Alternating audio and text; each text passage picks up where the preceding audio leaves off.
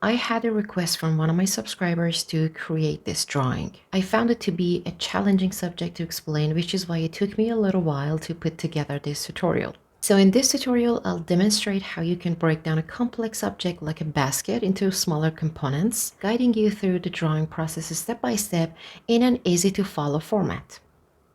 First, let's start by drawing a cylinder. I will divide the cylinder into two main parts and draw two ovals for the top and bottom. We need to draw a square in perspective to create a more proportionate oval. Begin with the front angle and then the back angle of the square.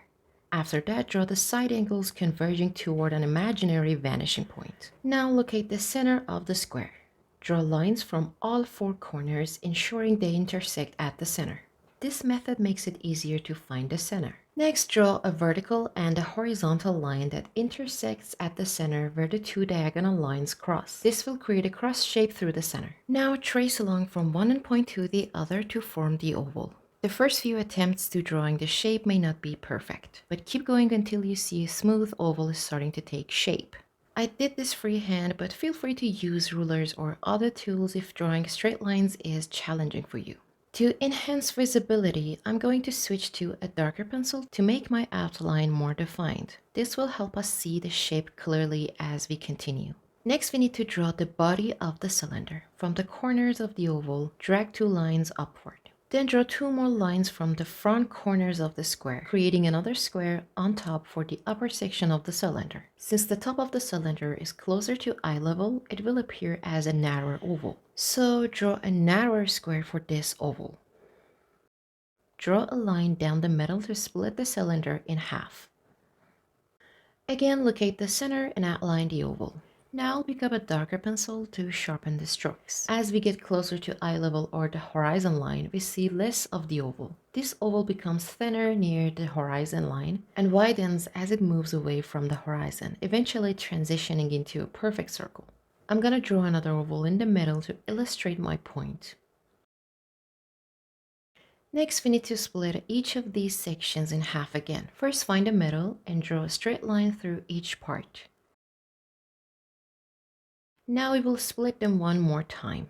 Find the middle of each section to create smaller columns. These will represent the vertical strands of the basket. Next, we'll draw the horizontal strands. Use the vertical lines you've created to find the endpoints of these columns. As you're drawing, try to make your lines a bit diverse, ensuring they don't all look identical. Remember, a basket is not a completely geometric object. Many of these items are handmade. Your lines should reflect a sense of randomness and organic variation.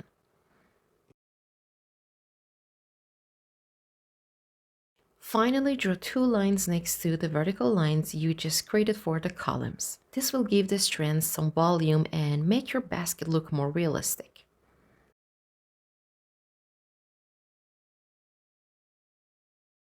When drawing the lines, make sure the horizontal and vertical strands are interwoven. Each row should alternate with one vertical and one horizontal strand in each section.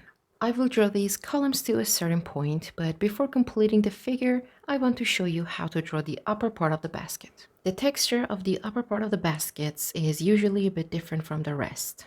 To achieve this, I will erase approximately 2 to 3 centimeters from the guidelines I drew in this section. To create the rim or edge of the basket, connect the oblique lines from the top to the bottom. Each line should be closely spaced together, resembling slanted strings that follow a similar direction. Now I believe it's time to erase all the guidelines to unify the drawing. However, I don't want to finish the shape just yet. If I complete this shape now, I might need to redraw everything after erasing the guidelines, so this step is crucial before moving on. After erasing the guidelines, I will refine the initial sketch of my drawing. I'll make the lines and strokes that I drew too hastily more consistent and fill in any empty rows.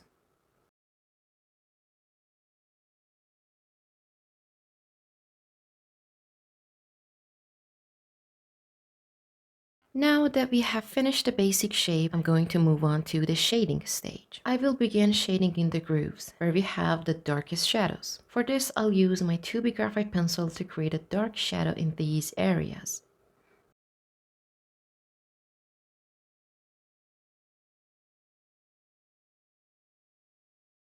Additionally, I will darken the inner part of the basket, but I will elaborate on that later. For now, we'll keep that area as it is. I think this simple shading on the darkest spots has already made a huge difference, don't you think? Next, we need to determine the angle of the light source. I think I'll position it somewhere around here. After this, I'll shade each part according to the position of the light source. Generally, we have darker values on the right side and lighter values on the left side of the drawing. Using the same 2B pencil, I'll begin on the very right edge by darkening the vertical column. Next, I'll start shading the horizontal columns next to it. The key to shading them effectively is to apply really dark values at the corners and then gradually lighten the shading as you move towards the center. This technique helps the shape pop and gives each strand a sense of dimension. Be sure to add gradation to your shading and feather out your strokes as you move outward. This will enhance the three-dimensional quality of your drawing. These strands, especially the horizontal columns, are curved and round, so this technique helps to convey that round effect. Remember that we still need the grooves to be the darkest sections. While shading the corners, be careful not to fade or blend the edges and borders.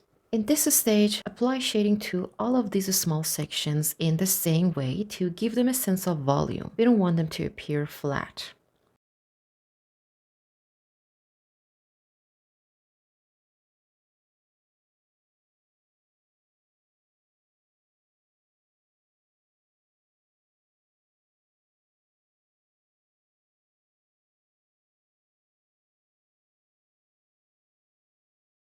Also add some values to the top edges using the same technique. Apply darker values at the corners and ensure your shading has a sense of gradation and roundness.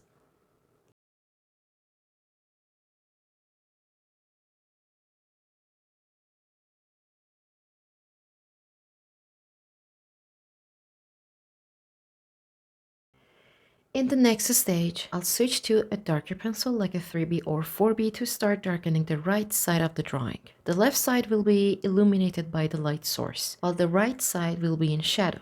This is a crucial point to consider when drawing a detailed piece. Some artists may get lost in the process, focusing solely on the details and viewing the drawing as tiny particles. However, this can result in a work that feels less coherent and lacks a sense of space.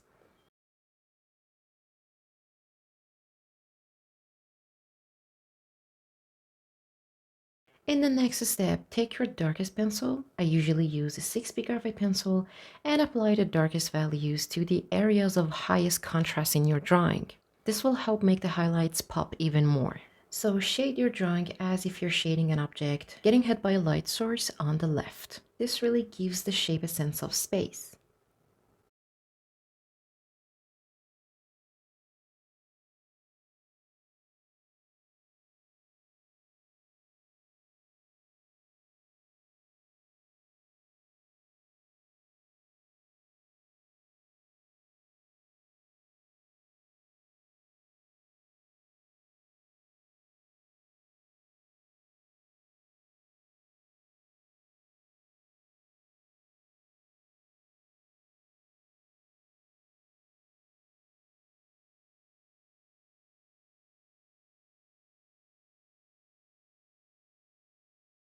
After this step, add texture to the strands by incorporating some random strokes varying their size and thickness. This will significantly enhance the overall look of your drawing, giving it more depth.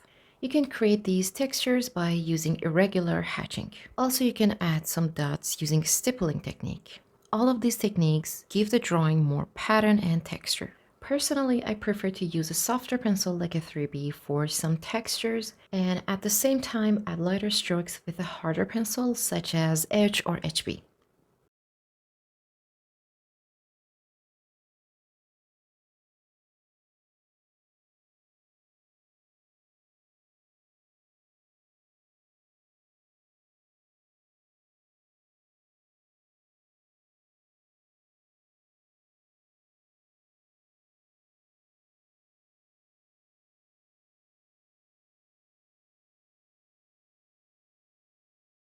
And finally, add the cast shadow on the right side of the drawing. This is the opposite side of the light source. You can also add gradation to the cast shadow. Make it darker near the object itself and add less layers of graphite as you move away from the object. Don't forget about the occlusion shadow. Don't forget to add some details to the inner part of the basket. As we get closer to the bottom, we see less and less detail on this area. As for the final tip, double check your drawing and refine your shading. And that's it for this tutorial. Feel free to use references and take your time with each step. Thank you for following this tutorial. I'm glad you made it this far. I hope this tutorial was helpful and easy to follow. Let me know which other tutorial you'd like to see on Peony Paint, and I'll do my best to bring them to you. Until next time, and happy drawing!